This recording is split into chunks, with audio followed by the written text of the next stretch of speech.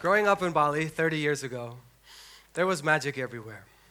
We experienced the most amazing nature here. The rivers were alive, nature was thriving and humming with energy. And it is those memories and those experiences that make me passionate, that make me work on environmental solutions. We've been challenging the status quo. There's this common belief that environmental solutions are expensive, time-consuming, and complicated. And our team has been working on measuring and monitoring resource consumption to somewhat challenge the tourism industry to be their friends, but to also hold a mirror up against their face and to show them that we can all drastically improve. Environmental management is a team effort. It takes everyone to participate. And to get a team to work together, you need to build trust. And to build trust, you need accurate information. You need data. And you need storytelling. The beauty of it. We've been collecting data and working on properties to show them that it doesn't need to be complicated. It doesn't take a long time. It's very affordable. And return on investments come very fast. Bali's been in a constant tourism development boom since I've been a child. The last decade's been really extreme. We're now in 2019, we're at over 100,000 rooms. That's hotel rooms. We now have over 5,000 hotels in Bali. And on top of that, we have thousands of restaurants, beach clubs, homestays, amusement parks, and 730 Balinese villages. So there are 7 hotels for every Balinese village on this island. The majority of this development is in the south, as we all know, and everyone is competing for the same resources. Everyone needs water, everyone needs energy, everyone needs a place to put their waste, everyone needs our biodiversity, everyone needs materials. There's a strain on this island that is ongoing and coming to a certain tipping point. Energy growth, 10% on average every year. We are in a freshwater crisis, and we simply consume more water than we have. In fact, we are in a 13% deficit, and our rivers and water bodies are going dry. And beautiful waste. We have 8 landfills like this in Bali.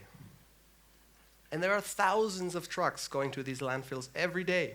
The major problem being that no one separates their materials, and it turns into waste. Materials can in fact be reintegrated into the economy, but waste can only get dumped. And we can't work fast enough. The trucks keep coming and coming and coming. So what's the good news in all of this?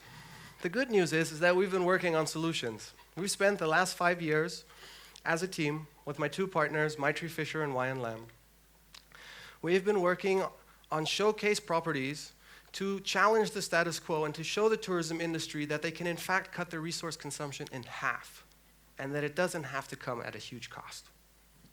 Take this luxury resort, for example. Just focusing on energy. They were using classic distance heaters for their villa pools.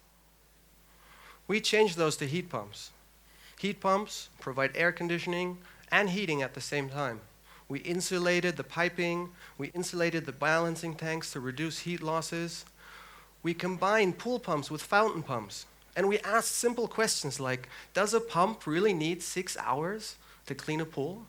No, it doesn't. So why isn't it running 4? We changed the freon in the air conditioners, the coolant. We upgraded the electricity connection, and then we installed some solar PV on the driveway. The entire investment paid off within under 1 year.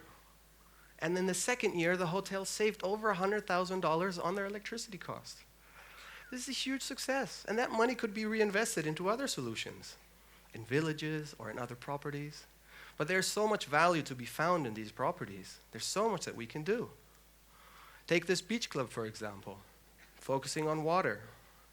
Savings in water are extremely hard to find.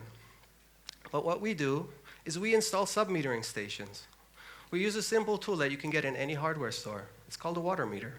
And we install it in all kinds of places. And then we accurately monitor the water consumption. And we can pinpoint where the water is going, who's using it. The restaurant, is it going to the bars, is it in the pool? And we start to see patterns, and we can see how much water this property is consuming with the people that are flowing through it. We establish a baseline, and then we start to implement saving strategies. At this beach club, we reduced the amount of water needed for every flush. We installed aerators on the taps. Those are water-saving devices. We fixed some small leaks that no one ever found because they didn't have the right methods. We even built a recycling loop for water to recycle used toilet water back into the gardens and reuse it for watering. And since 2018, this water park has saved over 45 million liters of water.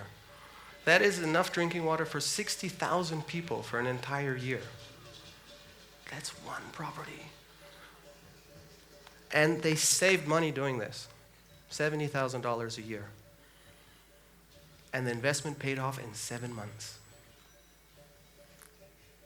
With this water park, we've been working together for nearly 3 years now, and we've been really driving energy and water and waste to landfill solutions. We've been doing biodiversity management. But just to talk about waste, we've reduced waste to landfill at this property by 78%. And we're producing 13 tons of compost on site now, every single month. How did we do this? By making separation extremely easy. By setting up prep stations on the kitchen counters. By putting colored bins and buckets for organics. By adding posters, communications, doing talks, some policy design, making everyone understand why we're doing this, and every day accurately measuring how much waste is going to landfill. So again, we establish a baseline, we know how much is going to the landfill, and then we start to improve. And then we start to report on that. We start to tell the teams, and we start to celebrate the success.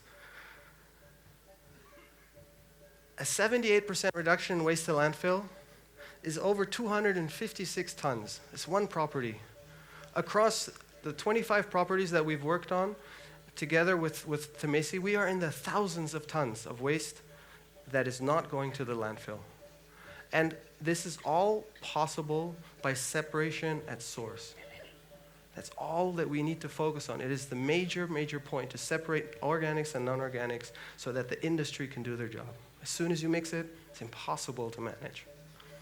We've been working on solutions, and ultimately what we've been focusing on is to create showcases. Showcases for the tourism industry, showcases for everyone to understand, showcases that teach us that we can cut our resource consumption in half.